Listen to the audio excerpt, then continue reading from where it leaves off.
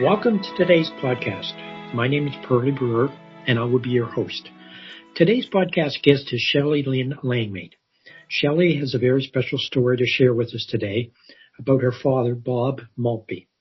Welcome, Shelley Lynn. Thank you for agreeing to be with us today and to be willing to talk to us about the loss of your father. Thank you so much for having me. It's a nice opportunity to speak with you, so thank you. Your dad's name was Bob Maltby. He died on August the 16th, 2016. It was 8 days after he celebrated his 69th birthday. You honor him today by sharing his story. Let's start by getting you to tell us, who was Bob Maltby? Well, of course, he was my dad, but he was also kind of a little bit of a community celebrity. Everyone knew who he was.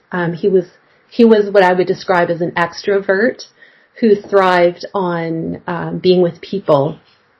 Family was everything to him. So I would say family first. He was very proud of his own heritage, of his own family, very close to both his mom and dad and his siblings. In fact, his best friend was his brother Ernie, which, is really, really special to see them together. They both worked very hard. Of course, he was married to my mom. He met my mom very early on, and they were married, they got married in 1969, so my math isn't great right now, but they were married a long time. And I'm his firstborn, and I have two younger brothers. And he had 7 grandchildren. So long, very momentous life, I think. I have lots of great memories of him, most of them as family, but also a lot of them, as him being a very hard worker.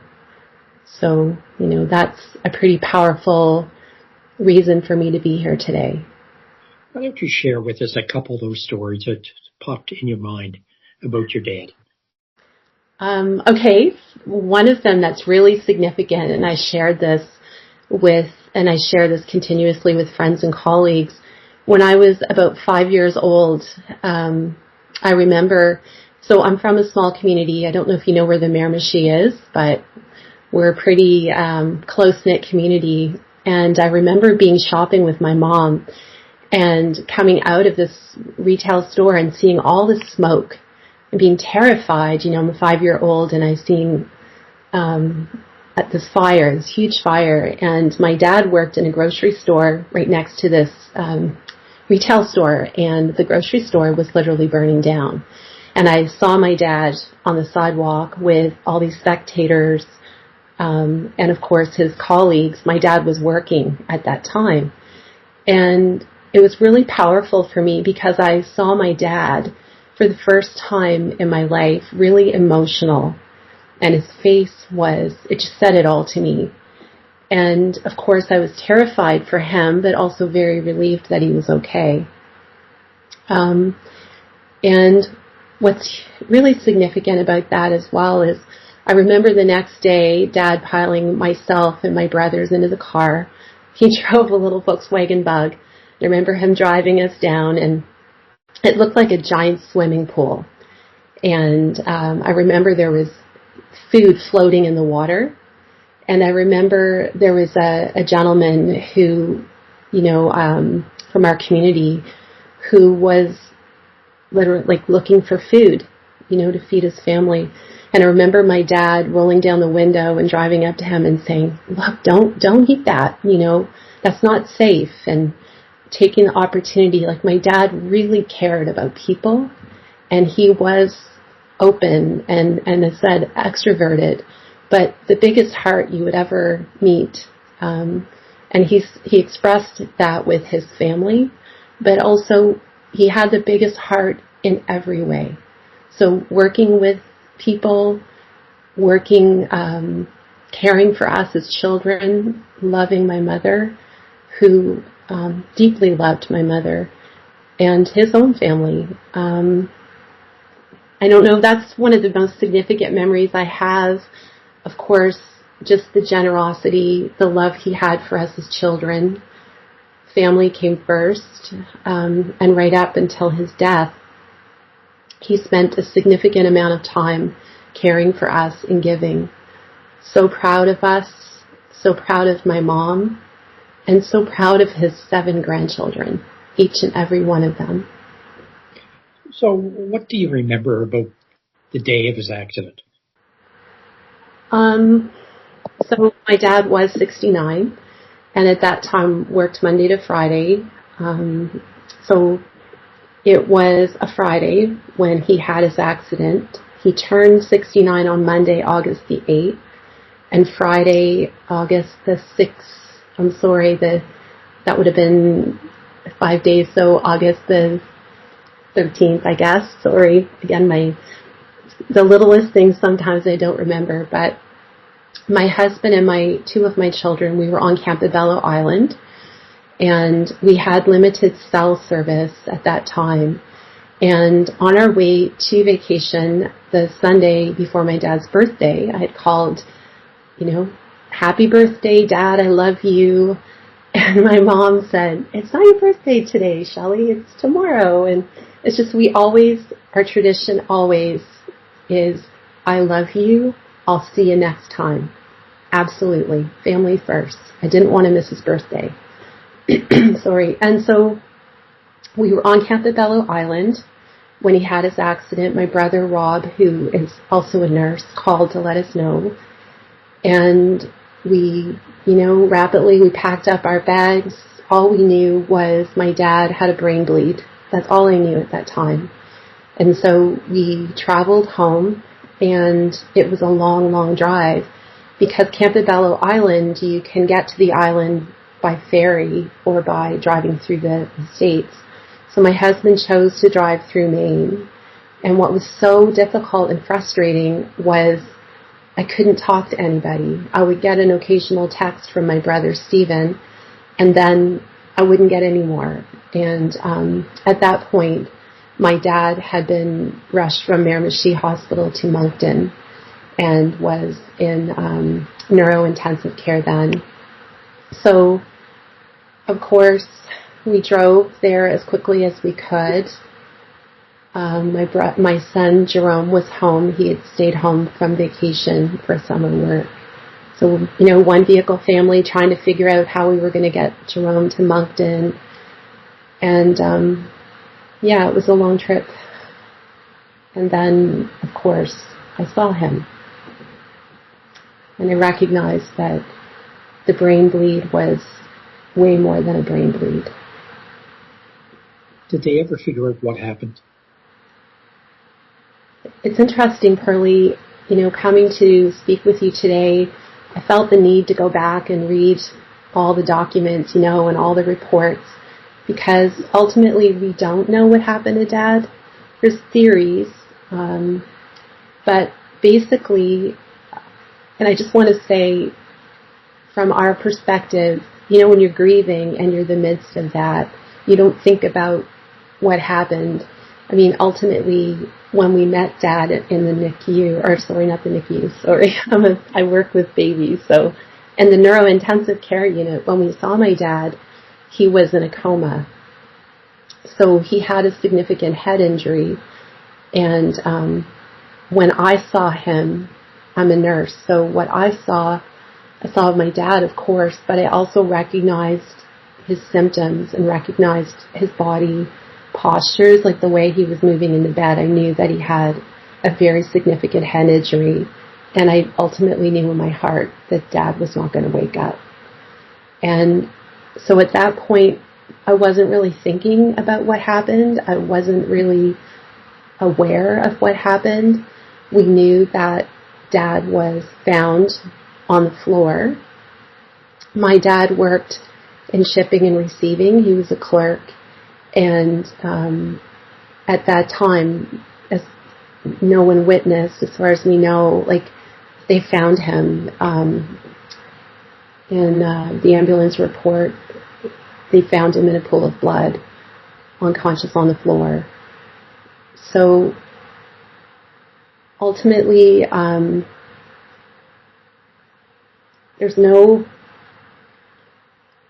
it was significant for us in that we didn't know anything, which we still don't know everything today. And that's so painful because your mind plays tricks on you.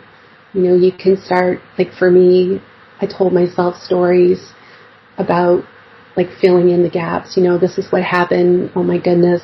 I hope he was okay. I hope he wasn't awake. I hope he wasn't in pain. And it's hard. You know, it's been 8 years. And at that time, it was painful, especially for my mom, because things like, okay, so we brought Dad home. He lived for 5 days. We brought him home by ambulance to the Miramichi hospital to give him a chance to be with all his family before he died. When he died, the funeral director, who was a friend of my dad's, when he took his, and I'm sorry if this is getting to be, it's just powerful imagery for me. When they took my dad's body, we were ready to, prepare for the funeral. We were all exhausted. And the next day, my brother received a call from the coroner. They had to do an autopsy. And we were shocked. We didn't, of course, you don't think about that stuff. So that just started a lot of really things that we didn't think we would, positions we never thought we'd be in, like we thought, there were questions. So they did an autopsy. And then after everything, like after Dad died, my mom started correspondence with workers' compensation, with WorkSafe New Brunswick, And of course, there were all these questions about what happened. So it was a couple of months. WorkSafe New Brunswick was tremendous with my mother and with all of us, just tremendous, like wonderful, very caring. Kept my mom in the loop, like corresponding with my mom. And ultimately, by December of that year, so Dad died in August, the documents and just, again, reading through and speaking with my mother. In December, WorkSafe New Brunswick ruled my dad's death an accident of unknown cause, because there was, according to the report, no objective anything, despite, there was nothing objective that could indicate what happened. My dad was working at the age of 69, working part-time to have, ultimately for his mental health, I'm sure, because he worked his whole life, but as well for health benefits. You're 69 years old, working middle class, working hard. My mom was working full-time as well. So, sometimes assumptions are made, and ultimately we, to this day, do not know, why Dad was on the floor bleeding. We don't know, and that's really tough. And so when people ask me, oh, your dad had a heart attack, I say, I don't know that my dad had a heart attack. I don't know. Ultimately, I don't know. And for me, it's just, I want to honor him. I want people to know who he was. He was one of the most hardworking individuals I've known in my life. He was dedicated to his work, to his community, and we all lost a pretty tremendous human being. So at the time, how did your two brothers, and yourself and your mom deal with the loss of your dad?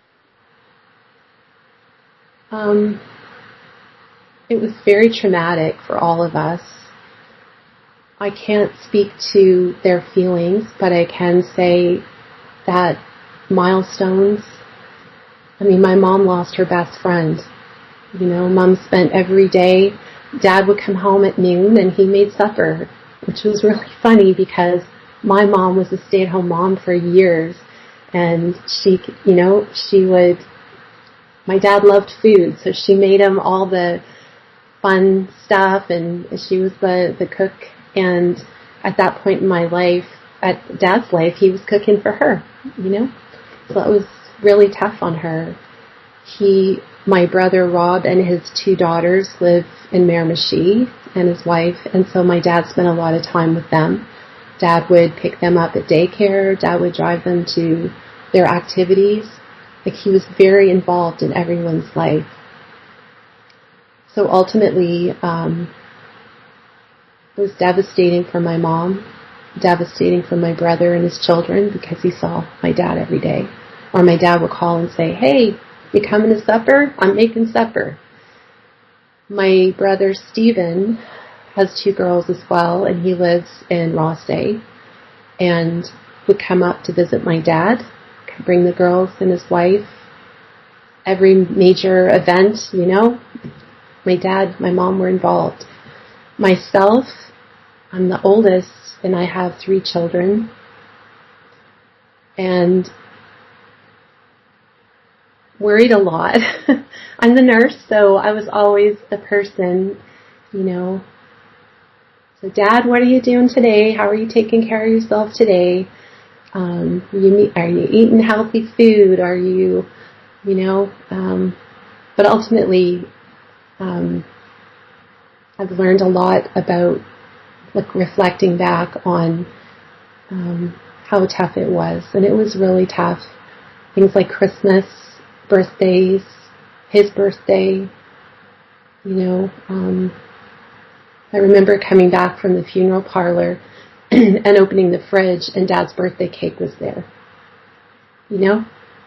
And my mom told the story about, you know, taking Dad to the Dairy Queen to get him an ice cream cake for his birthday. Just little things like that.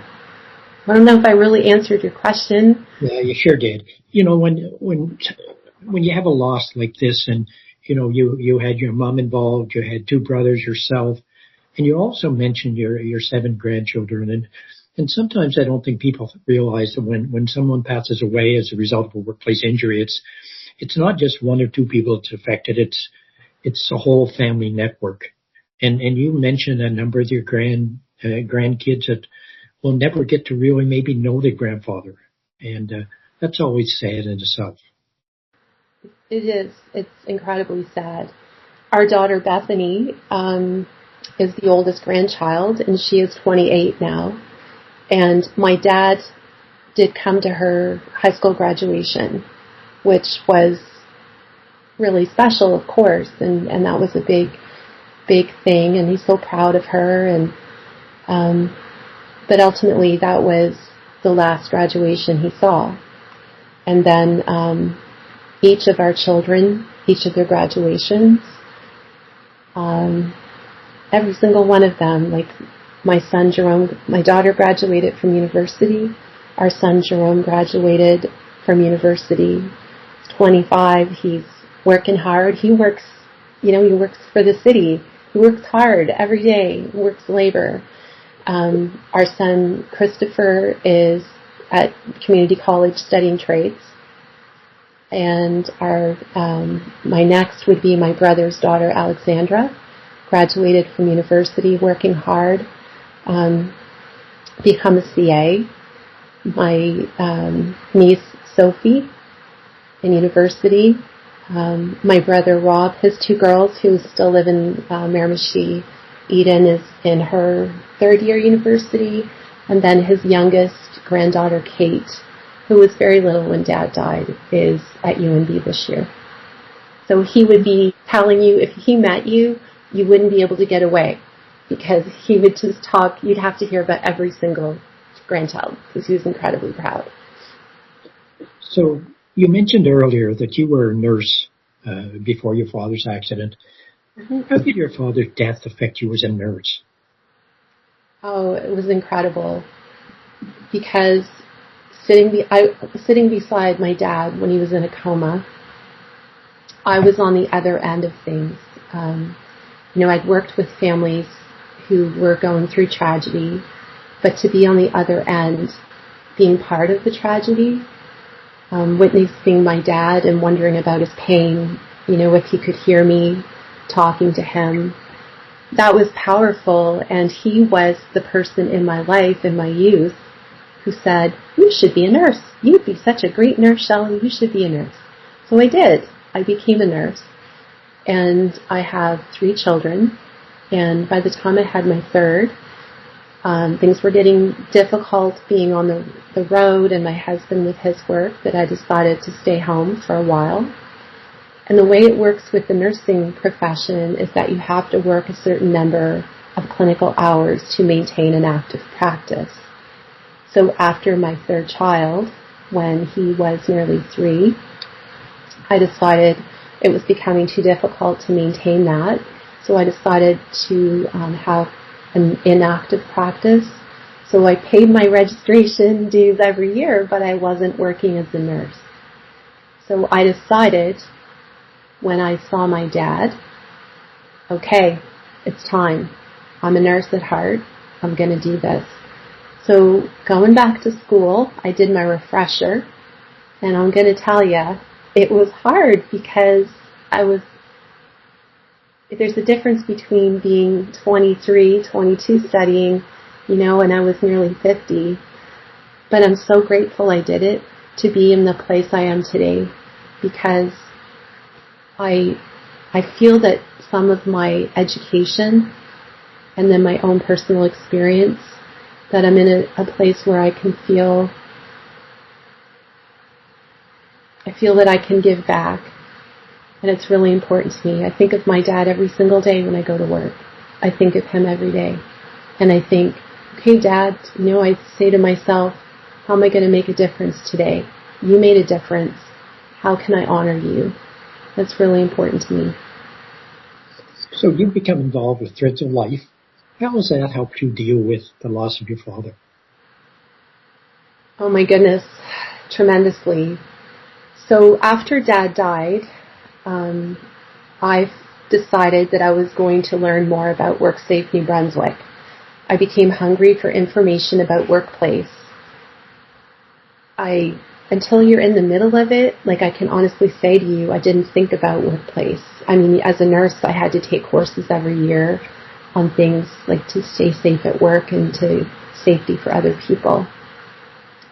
So I followed WorkSafe New Brunswick for many years on Facebook, followed their feed, and one day it came up, WorkSafe New Brunswick was promoting a Threads of Life event. I can't remember exactly, or they made some reference to Threads of Life. And I had no idea. I'd never heard of Threads of Life before.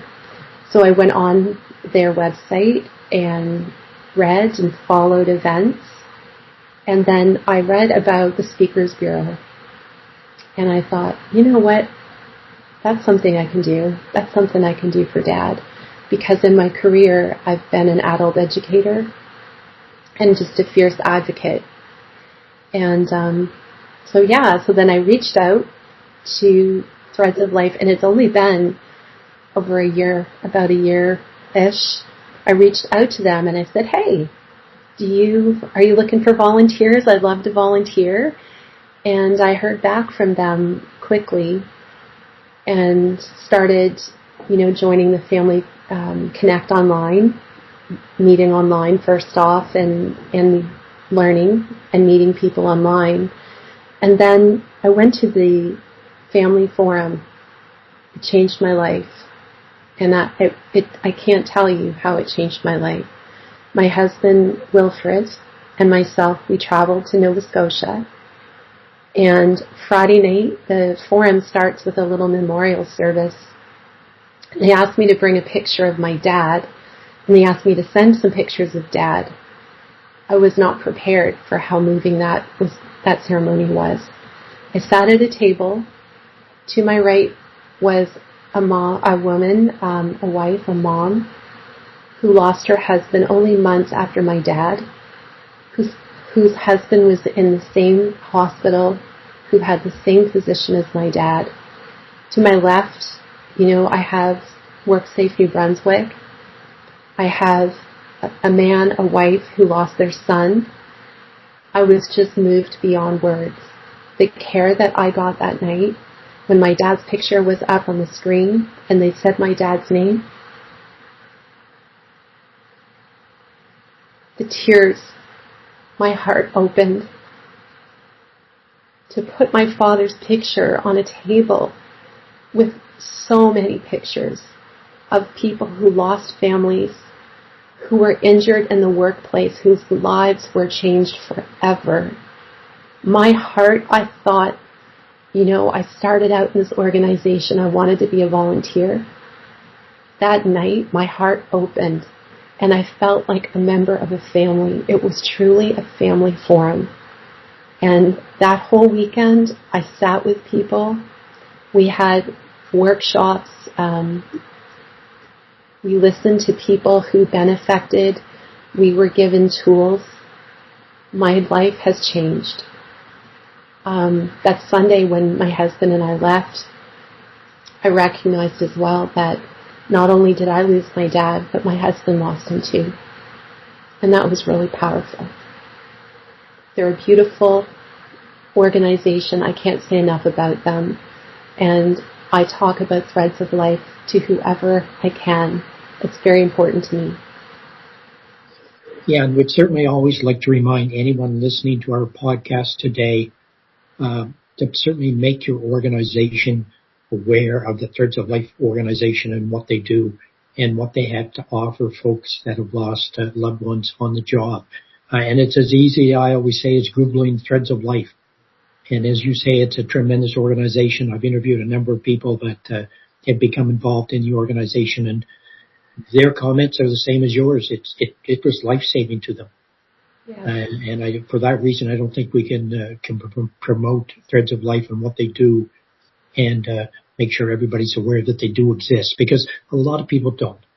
A lot of people aren't aware of them, and that's a shame because they provide tremendous support. Absolutely. And just even being able to connect with people who experienced what I experienced or what my family experienced. It's awful being on the side of something and not knowing what happened. It's so many questions, and then going through the process of, waiting for someone to tell you something, waiting for people to tell you what happened, and then being with a group of people that have been through the same thing. Because even when you know answers, it doesn't bring back the person you lost. It doesn't bring back your health. And that's tremendous. And Threads of Life, one of the comments made is, it's a group you don't want to belong to. It really is a group you don't want to belong to. But boy, when you're with Threads of Life, you're part of the family. What message on health and safety would you like to share with our listeners today? Well, one of the values of Threads of Life, so when I was reading about Threads of Life, one value that really hit home with me is health. And can I just quote you what is said on their site? It says, "Safety begins in our head, our hearts, and our hands in everyday actions." So for me, call to actions are simply, there's two actually. We talk about it in our head. So know your value. My father was 69, and the wealth of knowledge and expertise and wisdom that he had, we all have value. We all have what we can contribute to our work, our home, our community. Starting in your head, thinking about what your value is, take care of yourself. Safety, you cannot, it's take care of yourself. Our hearts, we have hearts. My dad had the biggest heart you would ever meet. Our hearts, care for one another. Care for one another. Take care of each other at work. If you see something that you think might not be safe, don't be afraid to say something. Take care of each other. Look out for each other.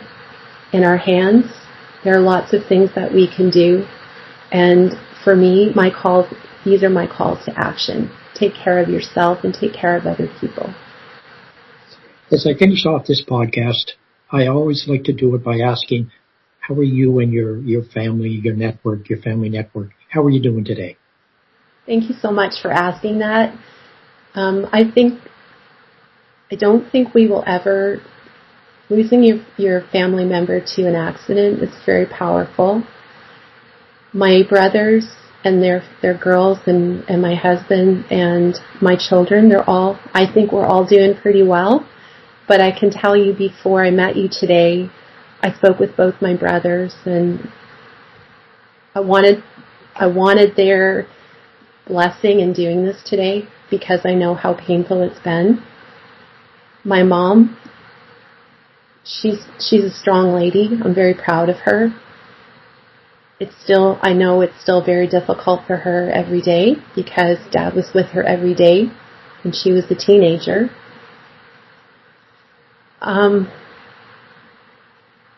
It's changed our life. We're all doing okay, but that's always going to be something there. I don't know if that answers your question, but I look forward to thinking of him every day. His pictures are everywhere. He's in my heart. Well, look, Shelley Lynn, thank you very much for sharing your message with us today. Tell your mom that we're thinking of her and your brothers as well, and we certainly wish the best to your 7 grandchildren that I'm sure your father would be very proud of. It's very important for people. We talk a lot over the years. I used to work at WorkSafe. We talk a lot about workplace accidents. We talk a lot about health and safety. But there's nothing more powerful than hearing a story from someone that's like yourself that's been affected. Absolutely. And thank you. So thank you very much for taking the time today to share with us your tribute to your father. And I'm sure he'd be very proud, and I'm sure he's up there listening to your story today. Thank you very much. Thank you so kindly. It's been a gift to be here today. Thank you. So I'd like to thank Shelley Lynn for joining us on today's podcast. Our message, of course, is always stay safe. We'll see you next week. Thank you.